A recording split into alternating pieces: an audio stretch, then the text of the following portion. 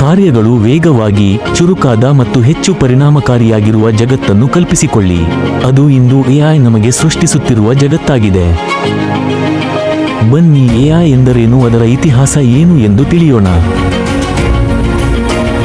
Artificial intelligence AI ಎನ್ನುವುದು ಮನುಷ್ಯರಂತೆ ಯೋಚಿಸಲು, ಕಲಿಯಲು ಮತ್ತು ನಿರ್ಧಾರಗಳನ್ನು ತೆಗೆದುಕೊಳ್ಳಲು ಪ್ರೋಗ್ರಾಂ ಮಾಡಲಾದ ಯಂತ್ರಗಳಲ್ಲಿ ಮಾನವ ಬುದ್ಧಿಮತ್ತೆಯ ಸಿಮ್ಯುಲೇಷನ್ ಅನ್ನು ಸೂಚಿಸುತ್ತದೆ. ಮೂಲಭೂತವಾಗಿ ಪ್ರಾಬ್ಲಮ್ ಸಾಲ್ವಿಂಗ್, ಭಾಷಣವನ್ನು ಗುರುತಿಸುವುದು, ಭಾಷೆಯನ್ನು ಅರ್ಥಮಾಡಿಕೊಳ್ಳುವುದು ಮತ್ತು ಡೇಟಾವನ್ನು ಅನಲೈಸ್ ಮಾಡುವುದು ಮುಂತಾದ ಮಾನವ ಬುದ್ಧಿವಂತಿಕೆಯ ಅಗತ್ಯವಿರುವ ಕಾರ್ಯಗಳನ್ನು ನಿರ್ವಹಿಸಲು ಎಐ ಯಂತ್ರಗಳನ್ನು ಸಕ್ರಿಯಗೊಳಿಸುತ್ತದೆ. ಎಐ ಇಂದು ಇದು ನಮ್ಮ ಜಗತ್ತಿಗೆ ಶಕ್ತಿ ನೀಡುತ್ತದೆ, ಆದರೆ ಅದರ ಪ್ರಯಾಣವು ದಶಕಗಳ ಹಿಂದೆ ಕನಸಿನೊಂದಿಗೆ ಪ್ರಾರಂಭವಾಯಿತು. ಮನುಷ್ಯರಂತೆ ಯೋಚಿಸುವ ಯಂತ್ರಗಳನ್ನು ರಚಿಸುವ ಕನಸು.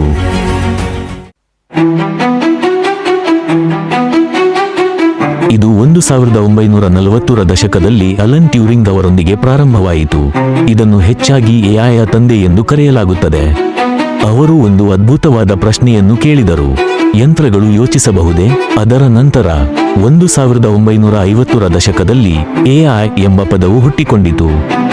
ಜಾನ್ ಮೆಕಾರ್ಥಿ ಮತ್ತು ಮಾರ್ವಿನ್ ಮಿನ್ಸ್ಕಿಯಂತಹ ವಿಜ್ಞಾನಿಗಳು ಬುದ್ಧಿವಂತ ವ್ಯವಸ್ಥೆಗಳನ್ನು ರಚಿಸುವ ಸಾಧ್ಯತೆಗಳನ್ನು ಪರಿಶೋಧಿಸಿದರು. ಈ ಪ್ರಗತಿಗಳ ಹೊರತಾಗಿಯೂ ಆರಂಭಿಕ ಎಐ ವ್ಯವಸ್ಥೆಗಳು ಆ ಕಾಲದ ತಂತ್ರಜ್ಞಾನದಿಂದ ಸೀಮಿತವಾಗಿತ್ತು. ಕಂಪ್ಯೂಟರ್ಗಳು ನಿಧಾನವಾಗಿದ್ದವು ಮತ್ತು ಸಂಗ್ರಹಣೆಯು ಕಡಿಮೆಯಾಗಿತ್ತು.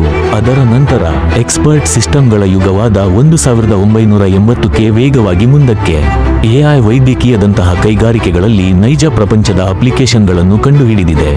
ಅಲ್ಲಿ MYCIN ನಂತಹ ವ್ಯವಸ್ಥೆಗಳು ವೈದ್ಯರಿಗೆ ರೋಗಗಳನ್ನು ಪತ್ತೆಹಚ್ಚಲು ಸಹಾಯ ಮಾಡಿತು. 1997ರಲ್ಲಿ IBMನ ಡೀಪ್ ಬ್ಲೂ ವಿಶ್ವ ಚೆಸ್ ಚಾಂಪಿಯನ್ ಗ್ಯಾರಿ ಕಾಸ್ಪರೋವ್ ಅವರನ್ನು ಸೋಲಿಸಿದಾಗ ಎಐ ಇತಿಹಾಸವನ್ನು ನಿರ್ಮಿಸಿತು. 2010ರ ದಶಕವು ಒಂದು ಕ್ರಾಂತಿಯನ್ನು ಗುರುತಿಸಿತು. ಮೆಷಿನ್ ಲರ್ನಿಂಗ್ ಮತ್ತು ನ್ಯೂರಲ್ ನೆಟ್ವರ್ಕ್ಗಳಲ್ಲಿನ ಪ್ರಗತಿಯೊಂದಿಗೆ ಎಐ ದೈನಂದಿನ ಜೀವನದ ಭಾಗವಾಯಿತು. ಇಂದು ಎಐ ಕಾರುಗಳನ್ನು ಚಾಲನೆ ಮಾಡುವುದು, ರೋಗಗಳನ್ನು ಪತ್ತೆಹಚ್ಚುವುದು, ಸ್ಮಾರ್ಟ್ ಮನೆಗಳನ್ನು ಶಕ್ತಿಯುತಗೊಳಿಸುವುದು ಮತ್ತು ಕಲೆಯನ್ನು ಉತ್ಪಾದಿಸುವುದು.